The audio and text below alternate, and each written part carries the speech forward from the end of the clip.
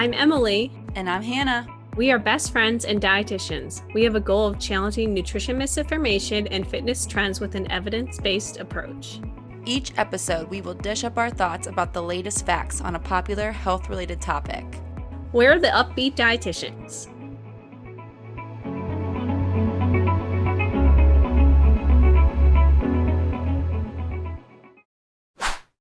Hello, everybody. Welcome back to a brand new episode of the Up-Beet Dietitians podcast. Today, we are joined by a brand new guest. We are joined today by Zariel Grullon. Zariel is a first-generation Dominican American raised in Jersey, living in the Bronx. When she's not working at her outpatient clinic job, you can find her playing with her dog, Tuna, and running Love Your Chichos, a platform focused on empowering comadres to embrace food freedom by ditching La Dieta and loving themselves inside and out. Enjoy the episode. Enjoy. Hello, everyone. Today we are joined by a very special guest. She is going to talk about diet culture as Latina, and I'm so excited for this episode. I don't think we've talked about anything. I don't think we've had any Latina dietitians on. So this is perfect. The first time we'll have this. So, let's get into it. Tell us about a day in your life, what you do for work, past education, hobbies, whatever you want to share. Yeah, I think that's a great starting point.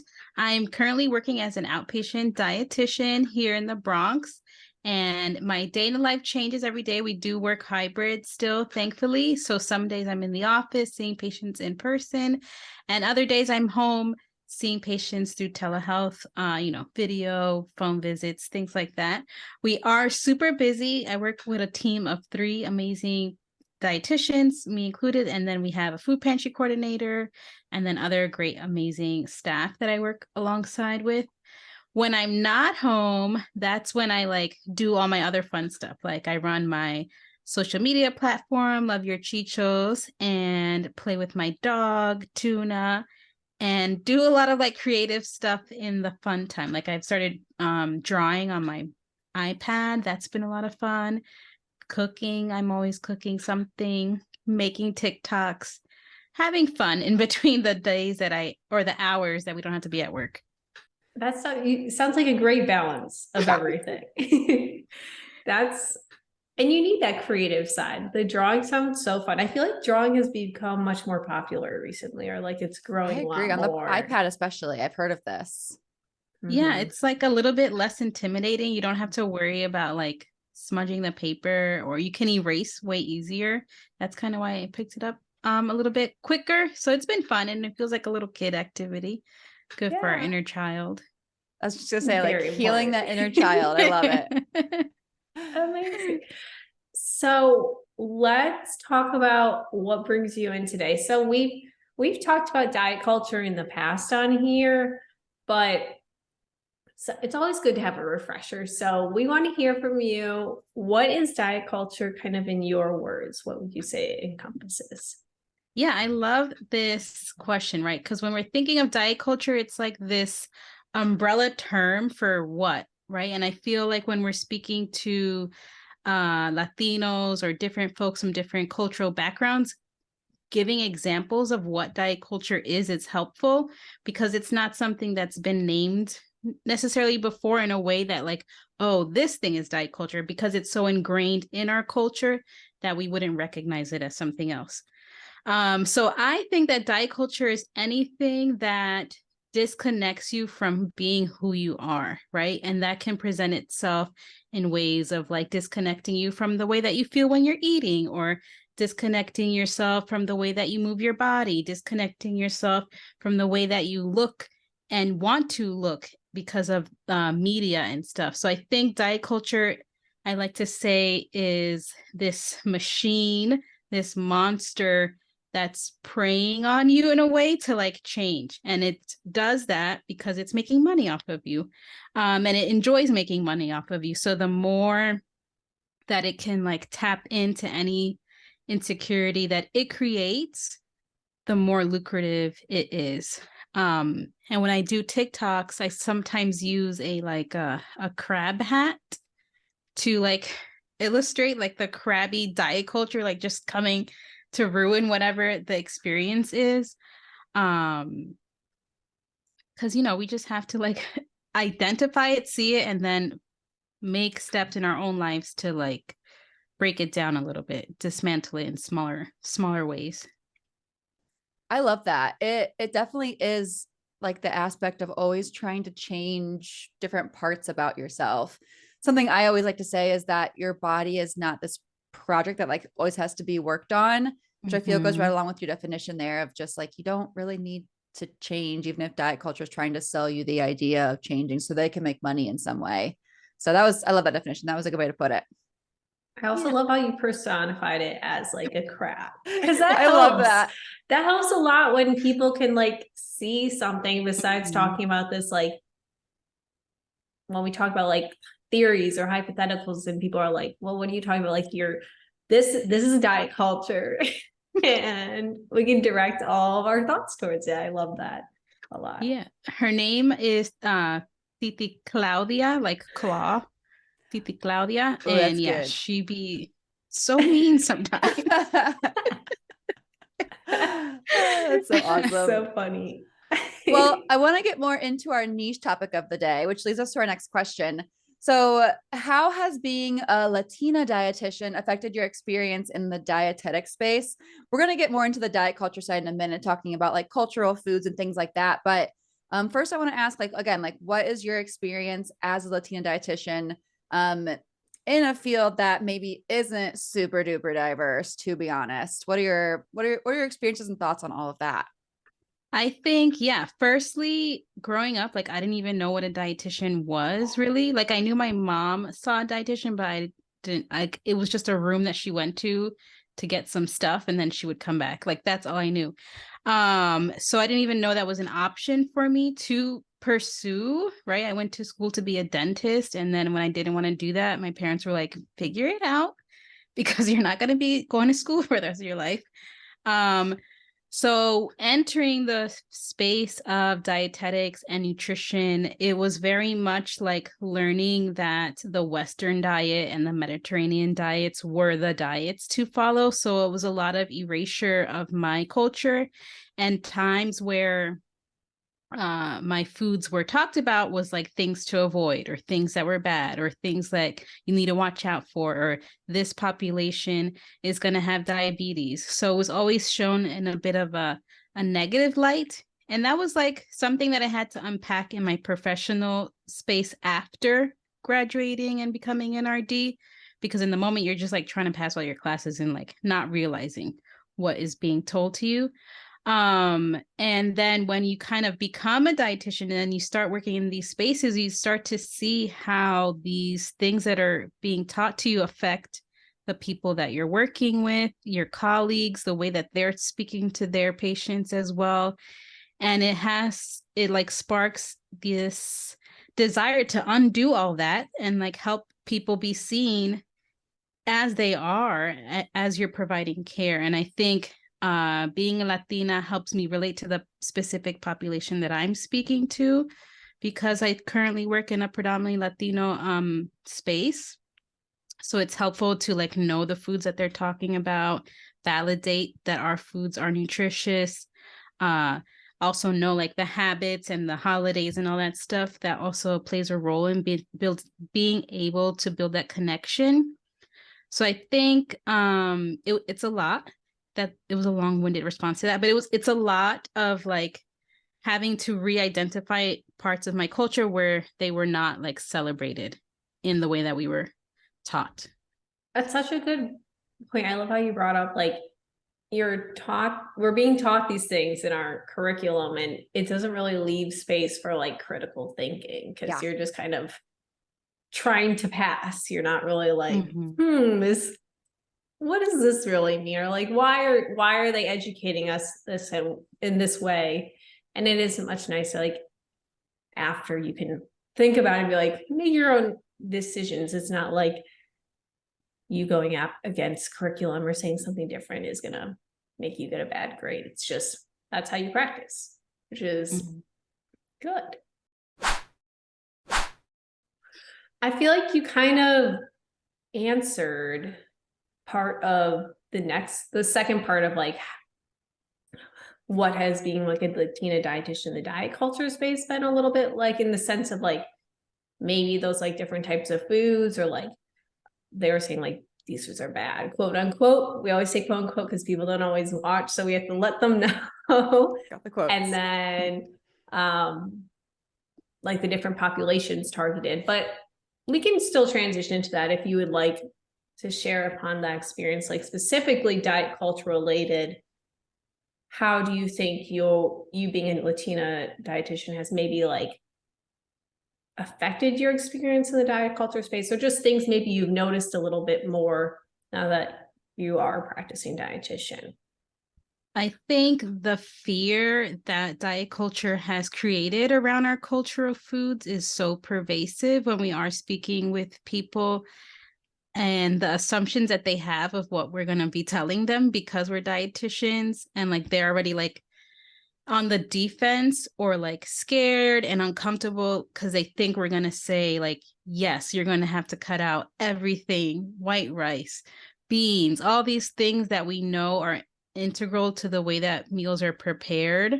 So being able to have the education that we have and understand how diet culture works, and then being able to be who I am with the patient, I'm able to be like, oh, that's not really what we're here for. We're here to like see what's going on, find areas where you can add stuff to your life that could help you reach your goals, like really building that relationship and allowing for like comfort and ease to be in the room, because it's very uncomfortable, especially little kids when they come to see us. They're like, I don't want to talk to them because they're going to tell me to lose weight or whatever the case may be. And my team, we do a lot of work around creating a safe space for all of our patients that is weight neutral. So like going against that machine of diet culture is really hard. And then sometimes patients aren't even ready to accept that, right? Like we understand that diets don't work. We understand that if you lose weight really fast, your chances of regaining it are really high. But some patients are so trapped, I guess, and you could say, in diet culture that is even scarier to them than like the restriction that diet culture allows you to have. So being able to meet them where they're at in whatever capacity it is, and then like helping them reach a goal that slowly starts to break down some of those walls that diet culture kind of set in. It's so true. Like it just often feels easier for them to stay in the diet cycle they've been in for probably decades for some people. Mm-hmm. And that's why us just sitting here and saying, okay, from here on out, like don't weigh yourself ever again and don't ever consider going on a diet. Like that's just not helpful advice. We have to kind of like slowly reel them out of it and give them actual tangible things they can do to help get away from that mindset, because they've probably been in that forever. Mm-hmm.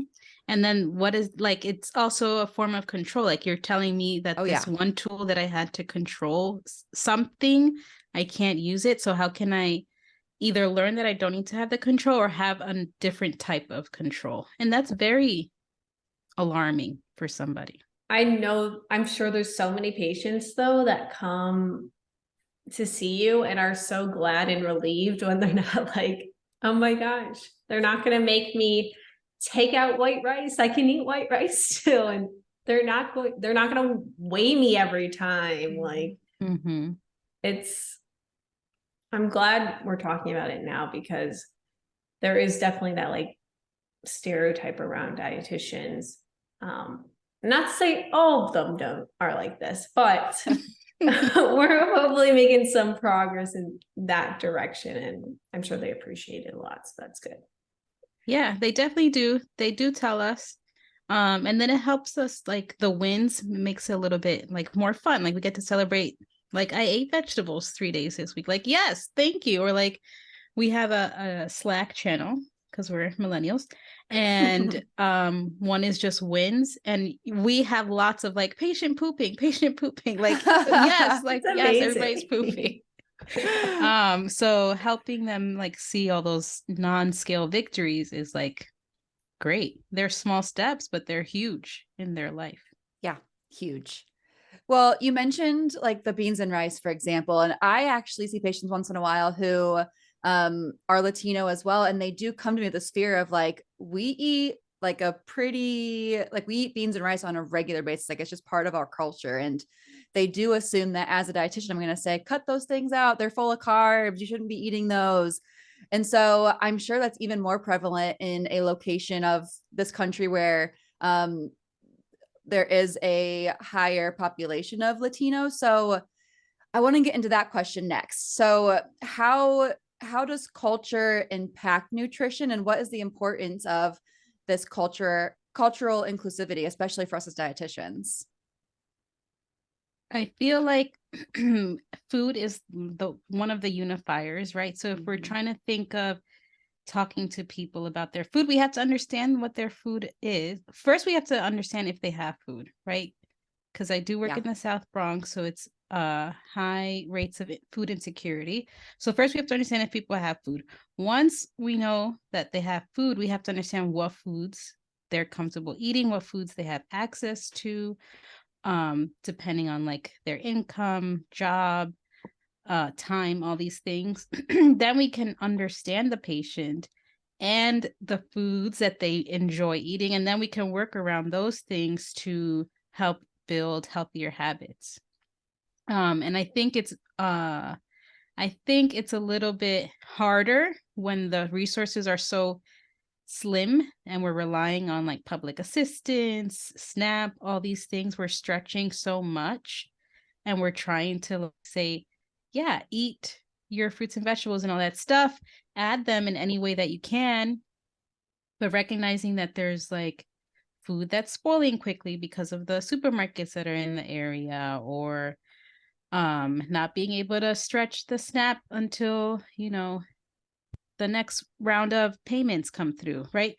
So that part of like the culture of the place that I work is something that's always at the forefront. And then also culturally, the foods that we are eating, trying to assess like what's going on. I remember I say this story all the time. It's a little silly, but I am Dominican, but we only ate cake for like birthday parties, baptism, like special events. And I was an intern, and a patient was saying that they were eating a cake every day, like a slice of cake every day. And I'm like, how many birthdays are you going to? Like, and they looked at me like, what are you talking about? And I'm like, well, you have Dominican cake on a birthday or like something. And they were like, no, I just go to the bakery and I get cake. And I was like, oh my God, I did not even know that was an option, first of all. And two, it's like, okay, now I understand that you have a habit or like a pattern of going to the bakery to get your cake. Like, how can we adjust this to help you reach your other goals? So really being able to like understand the nuances of the foods that we have, and then like helping people navigate the systems that are in place that feed diet culture and also feed poverty. I love that story so much. That's so funny. I feel like I don't really have much to comment on, but that's like a really good point, is just diving deeper into like just that very shallow, like, oh, you shouldn't be eating that. Not that we're doing that, but it's very much perceived where like people make assumptions about people's dietary habits or their health based off what they see. But I feel like that's a good lesson for dietitians and healthcare professionals, because nutrition always gets commented on, whether it's a dietitian or not, and really just understanding the why behind the action a little bit more, and not making a 180 change. That's like, all right, stop eating your cake, or like substitute it with like a stalk of broccoli. That's not going to work. It's funny because it's true. Yeah. That's awful. I know. I would stop going to that dietitian. I would too. I'd be like, fuck you. I'm not gonna see you. Yeah. Or they're like, oh no. Realistic changes, and we're not doing crazy things like that. So what are some of the most common, we've talked about beans and rice. what are some of the most common myths you've seen that you'd like to debunk around Latina culture and food in diet culture, or just like in general, if there are other diet culture myths that you feel that need to be addressed? Which ones do you want to bring up now? I think at the forefront, I'm thinking that the idea or belief that Latinos don't eat vegetables is like the most one that like enrages me, because there's vegetables in everything that we do, right? And if we're thinking of historically how we ate, our diets were rich in vegetables. It wasn't until colonization that we started domesticating animals. So we really have this idea that our foods are not rich with vegetables. And I have to speak to a lot of people to point out the areas where there's vegetables in their days. And a lot of healing, like medicinal herbs we cook with and use to season and prepare foods. Those are all things that count. And I feel like because of diet culture, a lot of those foods get discredited and like ignored and not acknowledged, but they're there. And I often encourage folks to recognize those vegetables. And if they want to make their plates like a little bit more balanced, like add more. Like if we're making pollo guisado, which is like a stewed chicken or a stewed meat dish, a lot of peppers, onions, cilantro, all of that goes in there. So just add some more peppers so it looks like you're having more vegetables when you're serving it. I think that's the biggest thing. And it's so frustrating because then the option or the alternative is like adding these vegetables in that we don't really eat growing up. And I feel like Western diet tells us that we have to eat these vegetables to be healthy. And it's like, no, we have our own freaking vegetables that we eat. And I think that's part of the, I have a series, which I lost my microphone, which is why I stopped, but I found it today for the podcast. And it was a series defending vegetables, and people started like suggesting vegetables that culturally we eat. And I'm like, I'm looking up the benefits. I'm like, wow, this is even more than I knew it was nutritious and stuff, but it's like way more than we give it credit, because it's just full of so many minerals and vitamins and all these things. And we just eat it because it's our food, but they deserve to be, highlighted and celebrated just as much as kale and Boston lettuce and stuff. It's so true. I think of like baby carrots and celery are the big two. I feel like diet culture is like, if you're not eating baby carrots as a snack every day, like you are not a healthy person. I love baby carrots. I do too. They're so great. And I wish diet culture would stop like making them like on this crazy pedestal, because they're good, but I mean, they're not this like magical thing that we should be eating. So I'm curious, like what vegetables are ones that are like really prioritized like in the foods that you tend to eat? For me, besides kale, I really love kale. I worked on a farm and I grew kale and it was a lot of fun. But I'm a big fan of like repollo, which is cabbage. Like we have a lot of cabbage. I like to add different color kind of cabbage. I've been really into beets. My mom used to make a beet salad with pickled onions, and I've been eating that a lot recently. Those are kind of the big ones. Kale, onions. I have all kinds of onions in the house all times of the day to make. And then avocados, obviously. Dominican avocados. They're bigger and more like watery, and they're better than yeah, I could go on and on. We eat a lot of vegetables. That's awesome. That's so awesome. Amazing. Well, an easy way for them to know what vegetables you like is just to go check out your TikTok, which we will include in the show notes. So now they have no choice, but if they want to hear more vegetables that you like, they can check it out there. And you found your microphone, so the series can continue. It goes on. So I realized I forgot to include this in the outline, but we always like to end with like a final thoughts. If there was one last thing you want our audience to hear or to take away, what would you share with them? I think I would want everyone to know is to trust your gut. Like when it comes to speaking with healthcare professionals or healthcare professionals, RDs pursuing the field or navigating career life, like your intuition, your gut intuition guides you a lot. And when things don't feel right in terms of like policies being made at work, or especially now with the guidelines that AAP, let out, like conversations are going to be happening in our workspaces, like trust your gut to navigate you and to lead you to create an authentic life, but also a life that supports other people with love. Trust your gut is always my go-to thing for anything. Your gut tells you a lot. Your intuition can guide you a lot more than anything.